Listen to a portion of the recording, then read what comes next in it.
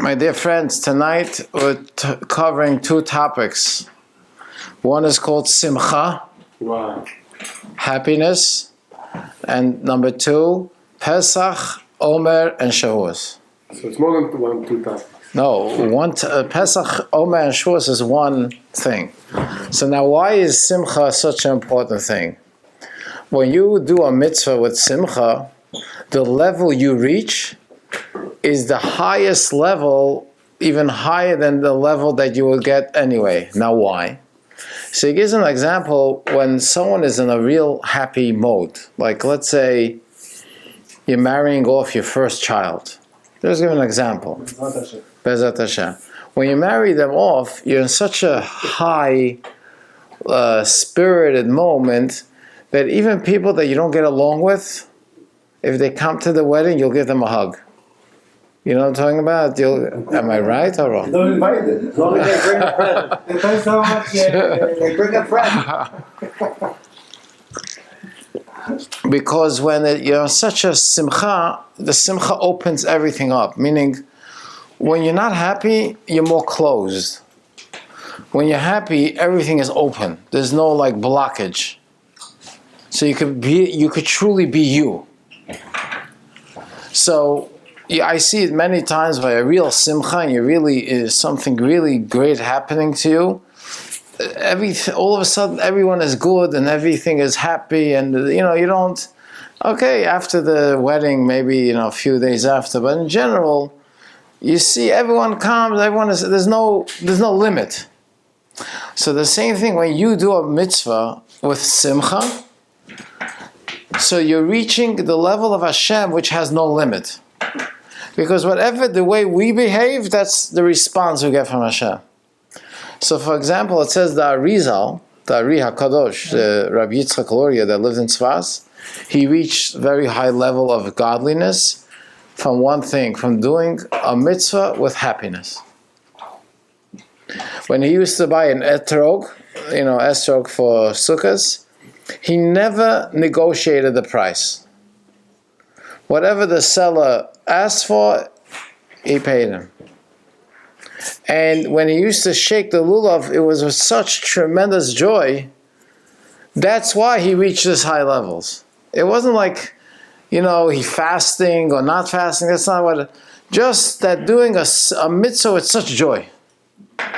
I remember when going back in 1981 or 1982, we had the opportunity to make a blessing on the sun. You know about this blessing? Once in 28 years. 28? Yeah, once in 28 years. Blessing on the sun? Yeah, you make once in 28 years. It's always on a Wednesday. In 12 years. Yeah, so always on a Wednesday. Anyway, so a few weeks before, everyone is gearing up, and all these books come out with the laws and all kinds of, it's a big thing.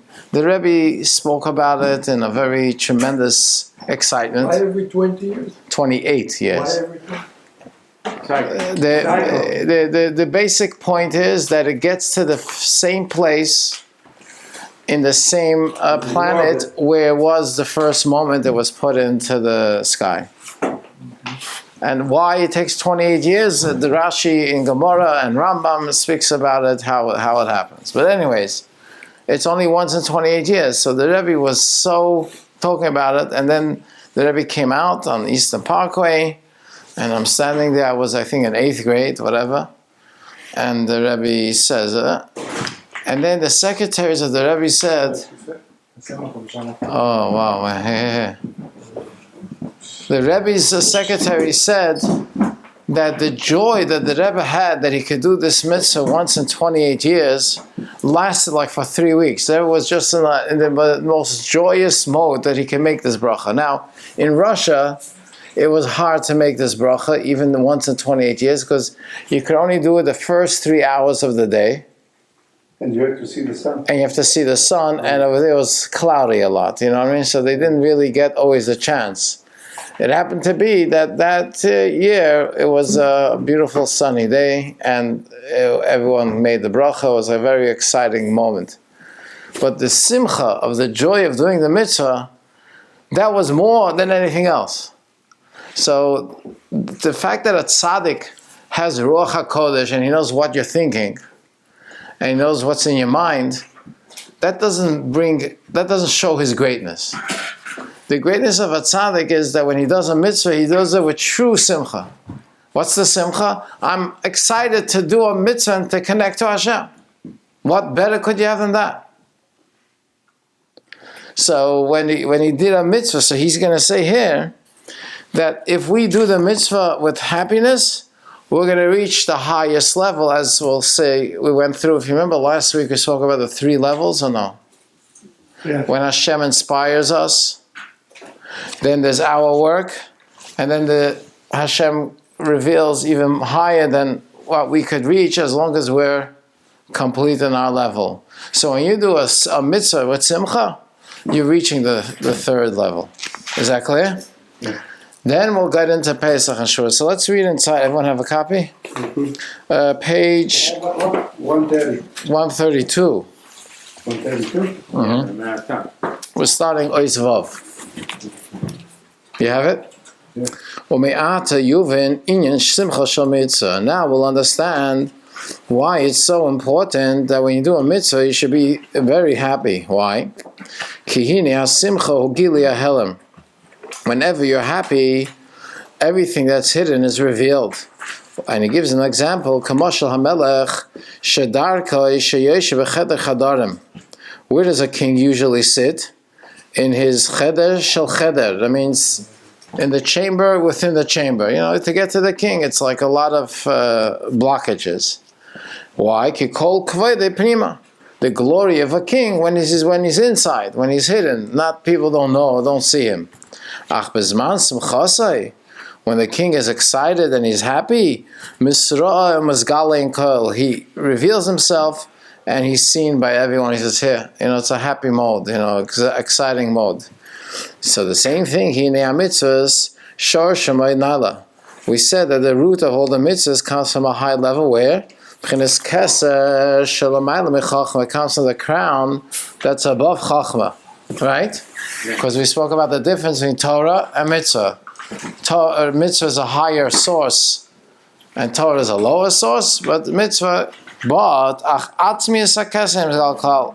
even though mitzvah comes from a higher level of Torah, which is the crown, but only the external part of the crown is revealed. But the essence of the crown is not revealed when you do a mitzvah.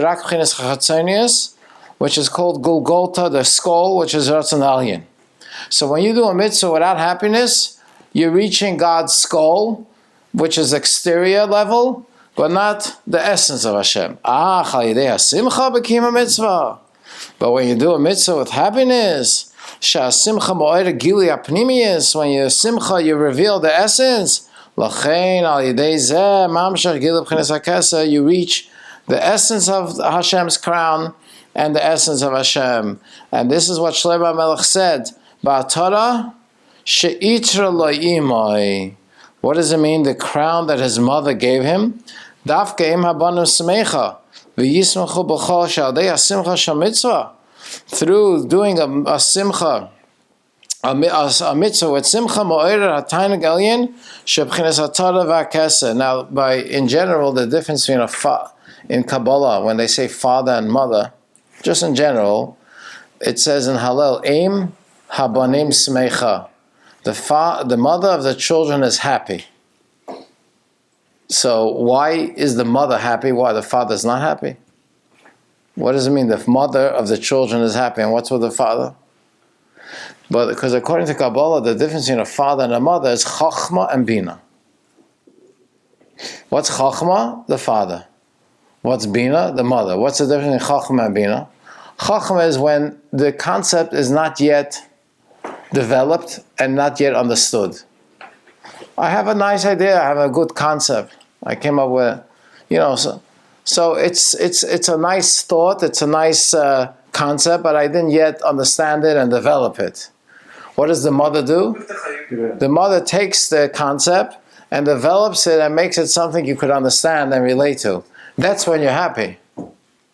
Because when you don't understand the idea Okay, it's a new concept that came into you, but you don't feel the happiness yet because you don't really understand it thoroughly. But when you could get it thoroughly, then it's revealed.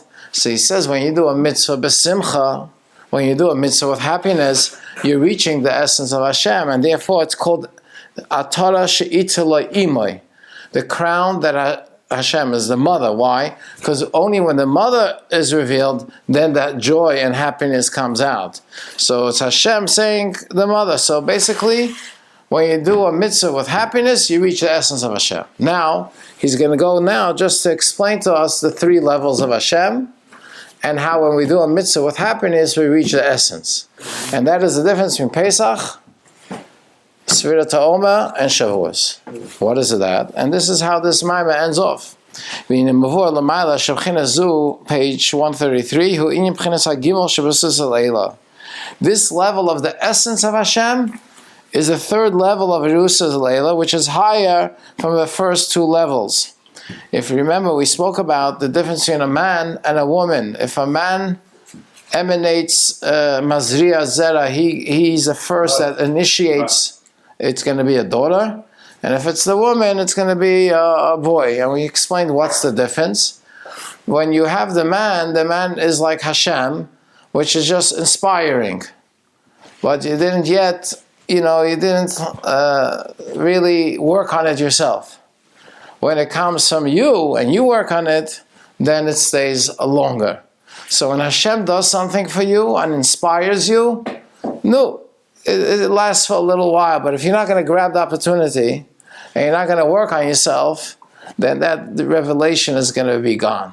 So that's why it's called Ish Mazriya Tchila. If it comes from Hashem, then it's only going to be Nekeva, which means weak. It's not going to last long. But Isha, if the Jew, which is the woman, works on it and takes it and works on themselves, like Sfiras HaOmer, then it lasts permanent. That's what we spoke about the last few times. So he says, this that when a man, that means when you get inspired from above, you only get an Akeva, that's when the Gili counts of B'chinas Chitzonius. When God reveals himself from his exterior level. So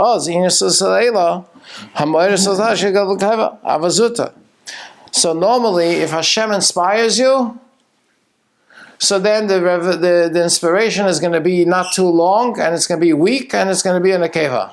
However, but when you do a mitzvah with happiness, Come from above. and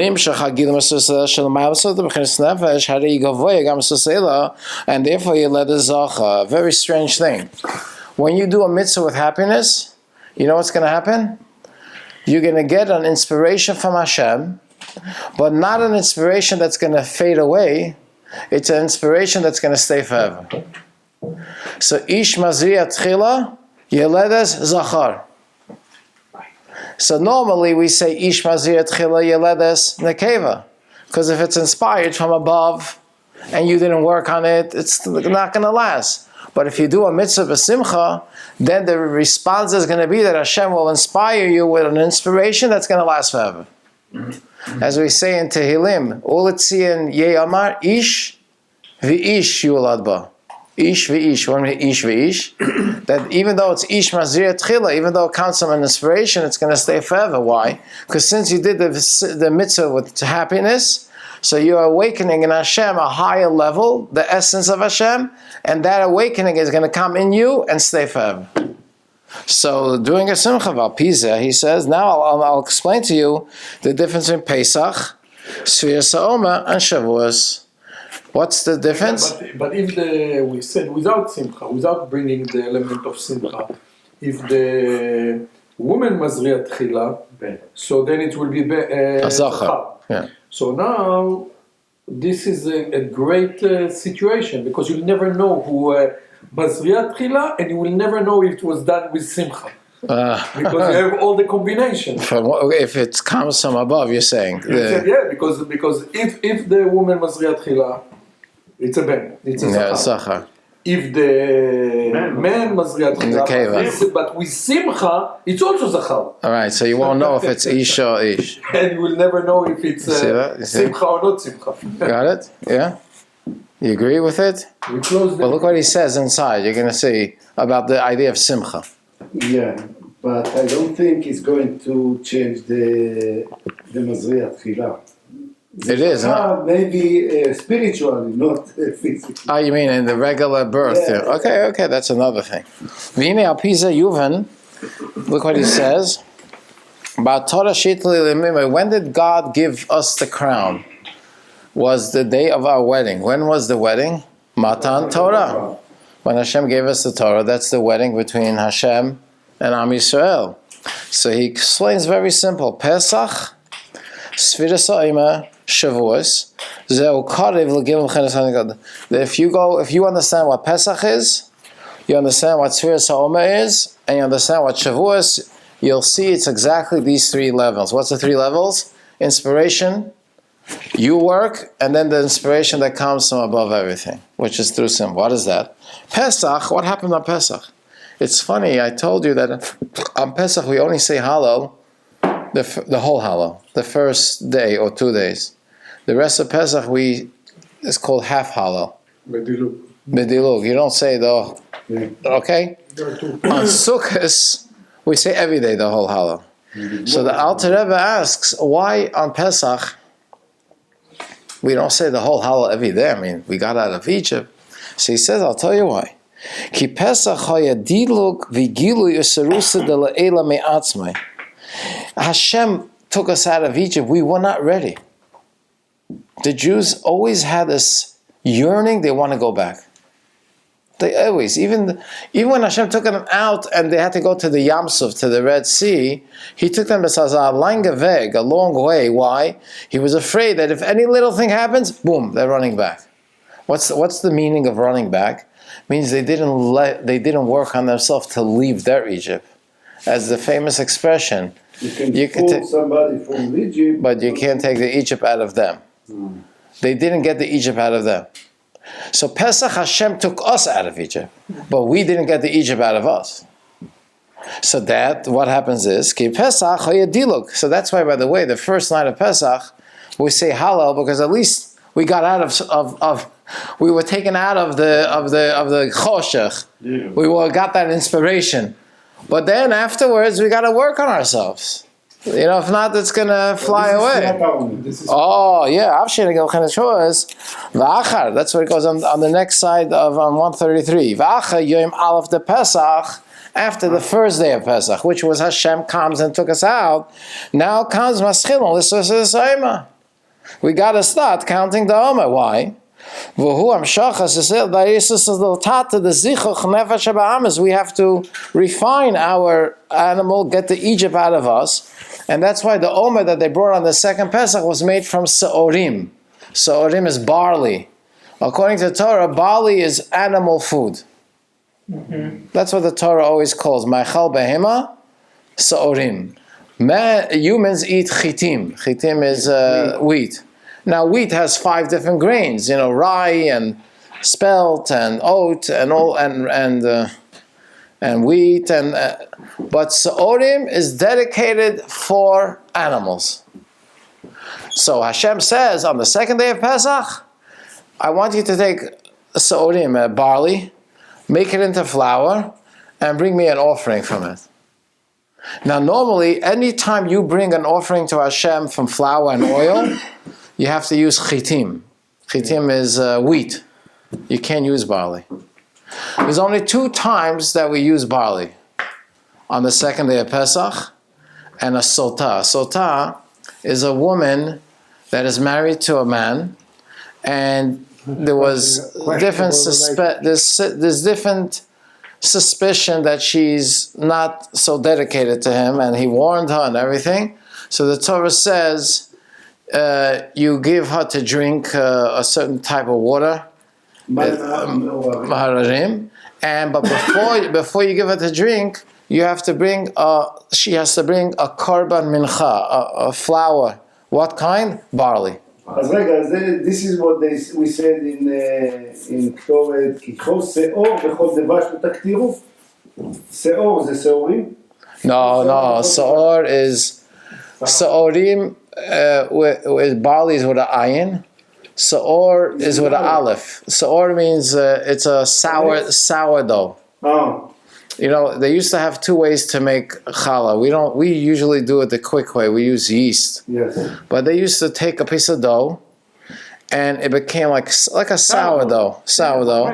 They do it now? Machmetzet, yeah. Yeah, so that's the saor. That's the saor. Yeah, that's it. No, saor. Very popular. Yeah. Today, right? Lisa makes They say it's healthier, right? Yeah? This weekend, Lisa's making some sourdough. Okay, good. I'm so excited. I can't wait. No, not sourdough. Yeah, she does. You didn't know about it. She says. Yeah. She just. Okay, you're listening, Chevra, let's not lose point here. So, Which part? why is it that on the second day of Pesach, we bring barley, and this woman brings barley? Any other time in the Torah, which is infinite times, like every Shabbos, every holiday, every day we bring mincha, but it's chitim, it's wheat, not barley. Because the whole idea of Sfirat HaOmer is to take our animal and to refine the animal, to work on ourselves, to get the Egypt out of us. So that's why Hashem says on the second day of Pesach, take barley. Because I'm not dealing with your godly soul. I'm dealing with your animal soul. Mm-hmm. And start fixing it. From that day, I want you for 7 weeks to refine it. Oh, Mem Tes Yom. How many is 49? 7 times 7. 49. Which is 49 days. Okay, so what do we have? Pesach, Hashem took us out. The first day. That's the revelation from above. Serusa Dele Eila. Then comes the 7 weeks, which is the second day of Pesach. We bring the barley, the animal food, and we work, which is the Serusa Dele Tata. That's our work. And then comes Yom HaChamishim. What is that? So what is the word? Like when we're doing the Sfirot every day, like Chesed Sheva Chesed, Chesed Sheva. You mean what it means? There's a guy called Simon Jacobson, and he put out a little book for every day. It's like a few lines each day, what it means to work on. So I'll give you an example for today. Today's Malchus Shebahoid. What is Hoid? Hoid represents like humility, beauty, humbleness.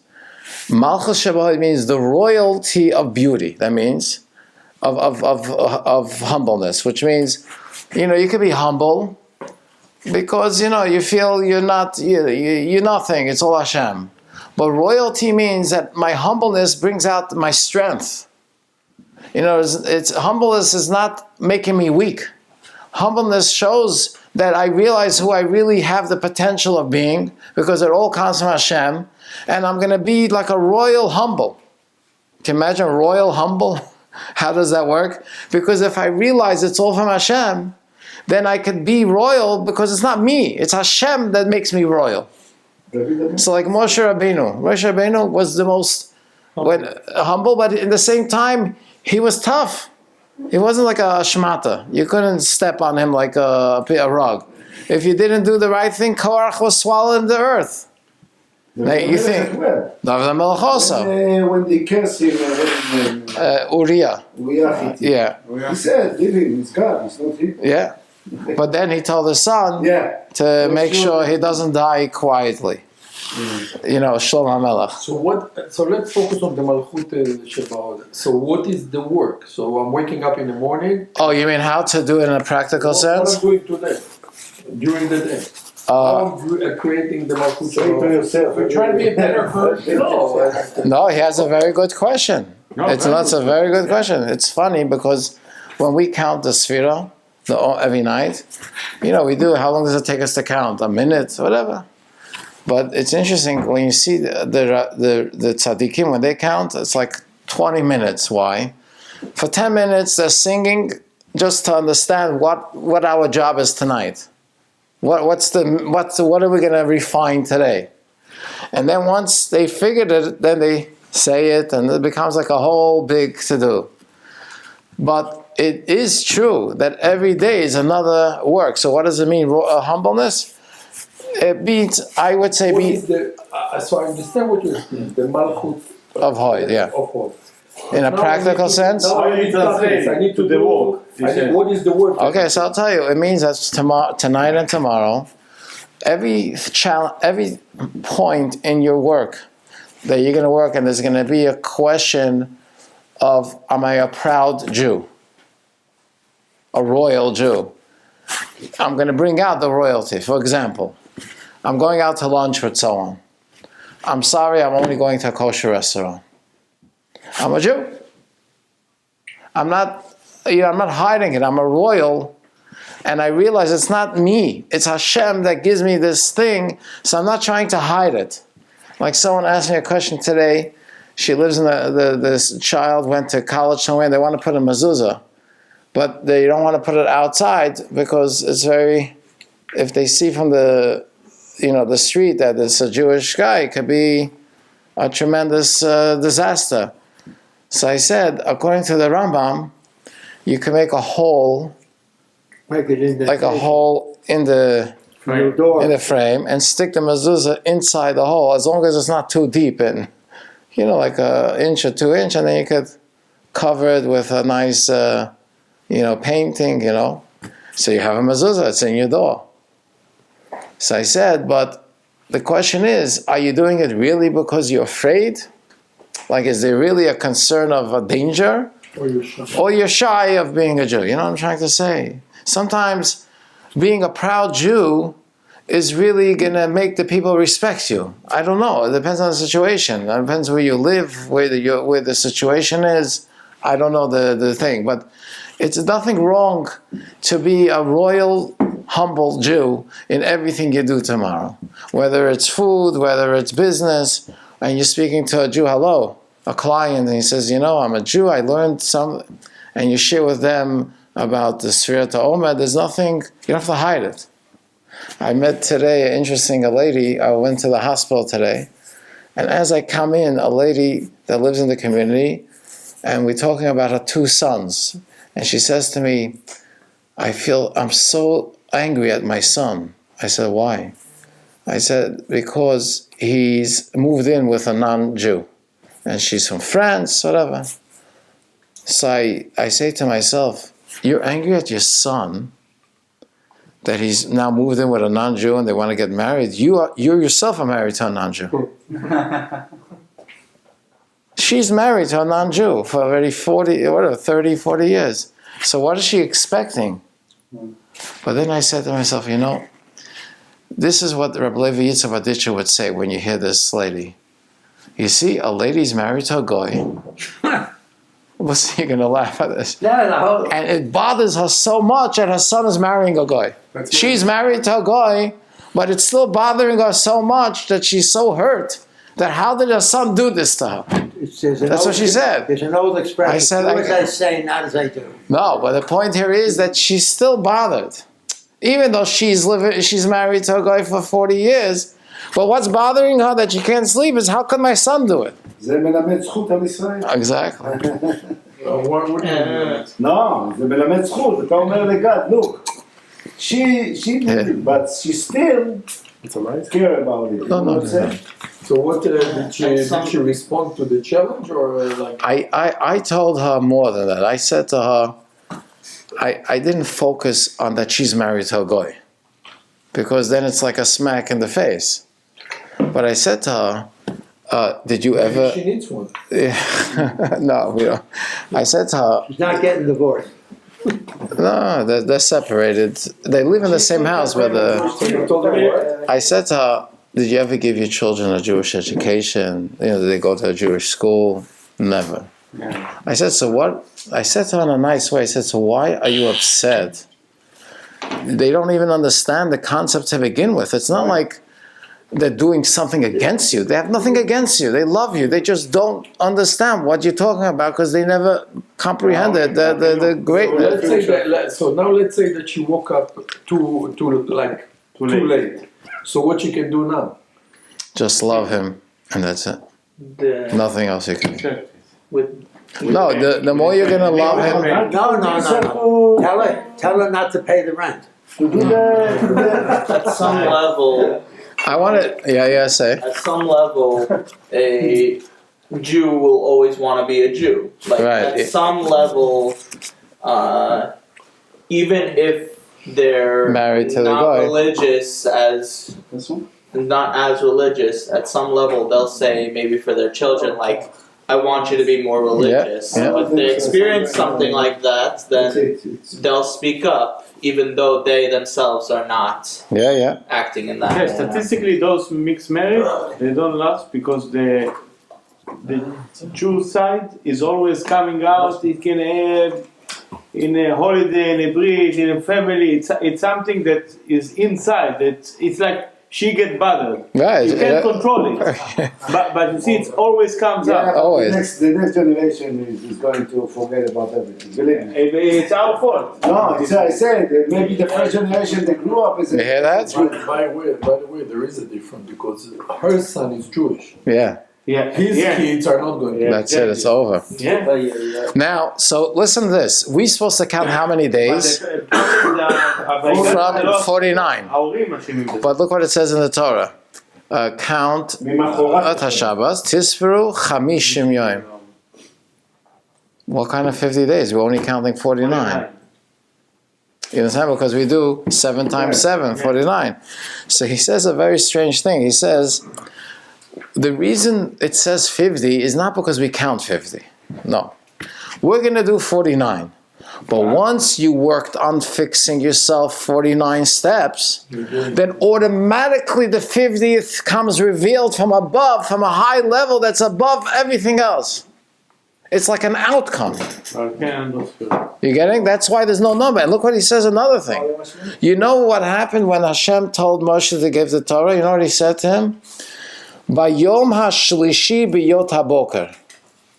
I'm going to give the Torah on the 3rd day in the morning. The 3rd day from when Moshe told the Jews to get ready. Why the 3rd day? What's the idea? He says, get ready. On the 3rd day, in the morning, we're getting the Torah. What's the 3rd day? He says, by Yom HaShlishi, that's exactly the point. Because we said first is Pesach, which it comes from above. Second is the Omer, which you work on. Third is Shavuos, that comes from the highest level. So it's the 3rd level. Yom HaShlishi means we had Pesach, which is 1 day. We had Sfiras HaOmer, which is another. Yom HaShlishi, then you're reaching the level that's above everything. The 3rd level, which is above everything else, and that comes on the 3rd day after the Torah. And therefore he says, Al Kain Ein Bo Sfira. V'Agila Nimshach B'Chinias Mamash and Kain Pesach. But Pesach, it wasn't like that. And that's why it's funny. There's 3 holidays by the Jewish people. Pesach, Shavuos, Sukkot. Pesach has 7 or 8 days, and Sukkot, right? Shavuos has 1 day. Why did Hashem pick Shavuos 1 day? Why Pesach and Shavuos is 7 days, Sukkot 7 days? I'll tell you why, he says. Because when you reach Shavuos, you reach a level that's above number. I can't put it in 7. It's already the 50th, the essence of Hashem. So the only thing is, there's one God. It's one. The point is interesting.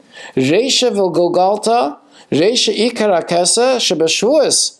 We get this highest level that's revealed on Shavuos, which is interesting. If you look at the sacrifice of Shavuos, it doesn't, on every holiday it says, like different sacrifices we bring, and it says, bring a sin offering. What? Se'ir Chatas, a sin offering. That means, let's say they bring on Rosh Hashanah 10 offerings. 3 animals, but then the Torah says, also bring a sin offering. On each day, each holiday, and on Shabbos, on Shavuos, no sin offering. So, Rabbi, What happened? And Chatat. Because you reach this highest Even level higher than that's Yom Kippur. higher than Yom Kippur. I'll tell you also why. Without Shavuos, you don't have Yom Kippur. We don't have the Torah. Think about it. If not Shavuos, we won't be Jewish. So why not Shavuos the first holiday in the year? Because you have to earn it with 7 weeks. You need first Hashem to come on Pesach the first day and get you out of your limitation. Out of Egypt. Out of Egypt. Then you have to work 7 weeks to refine yourself. And then you get this highest level, which is from a God. It's such a gift that it's such a high level that you let a zacha, it's like infinite. So it's a system. You can't just get to Shavuos. It's interesting. There is a say that one of the reasons why Bnei Israel left Egypt at this time, not after 400 years, but after 210 years, was that they reached 49 Shari Tumah. The opposite. And they couldn't. In order to take them out of Egypt, you needed someone with 49 Shari Zchut. Moshe had 49 Shari Zchut. If they would reach 50 Shari, They would never get out. They would never get It was out. like the last minute. He had to get out. That's why they had to rush it. And Yeah. What do you want to say, Eli? So, our Sfirat Omer, is it like how they did Shemitah and Yovel? Like, Oh, you mean the 7 times 7 times 7? yes, Yeah, exactly. because Yovel is I know it's the 50th. 50th year. Everyone goes free. Yeah. All the houses go back to the original owners.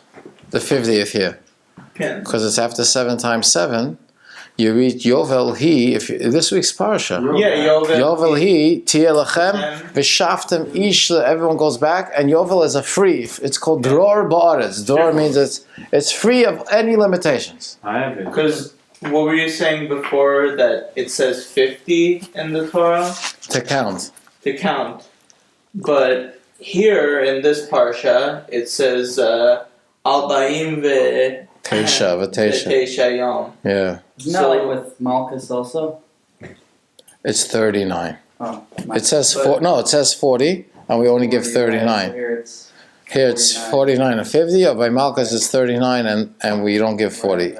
So, That's a whole discussion. so is this different by any means, or You mean the 49 years? because this is Albaim, V'Teisha, and by Sfiras Omer it's Chamishim. you're saying Chamishim.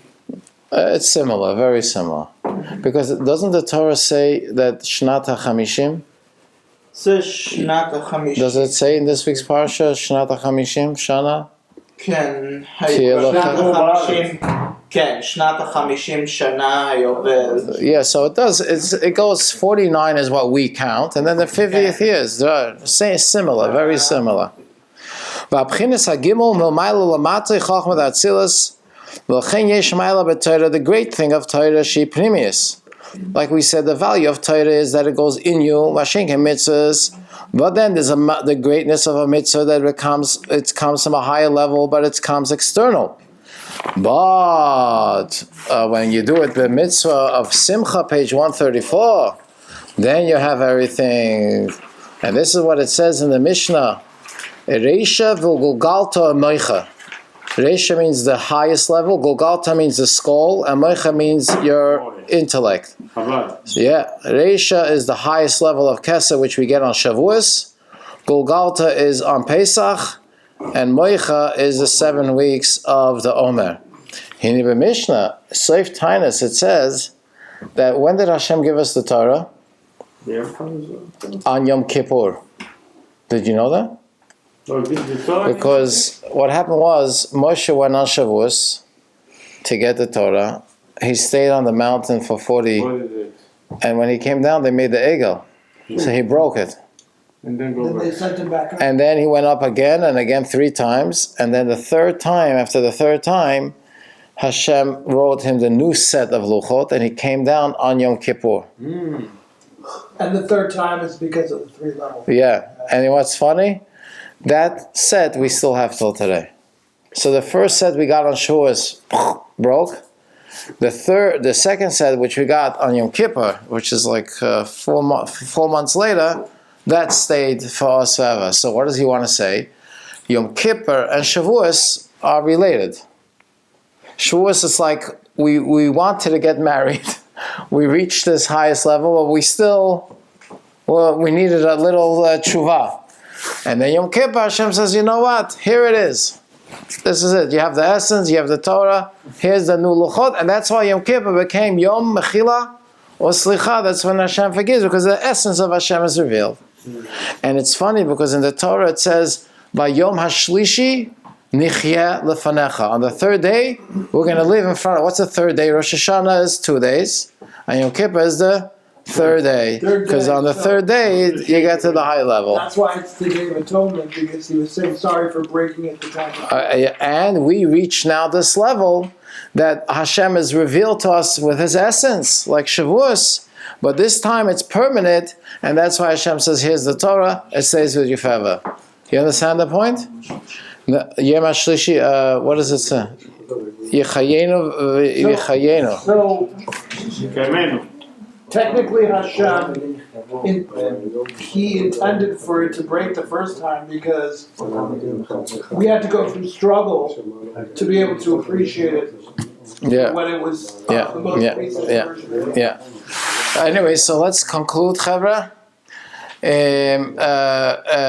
Just to conclude, the concept is very important. Number one, if we do a mitzvah with happiness, it's going to reach the highest level, like Shavuos and Yom Kippur, which is an inspiration of above that stays forever.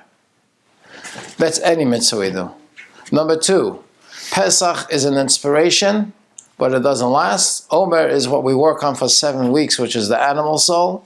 And Shavuos, we reach the highest level. And then Yom Kippur is when the level stayed with us for permanent, the highest level.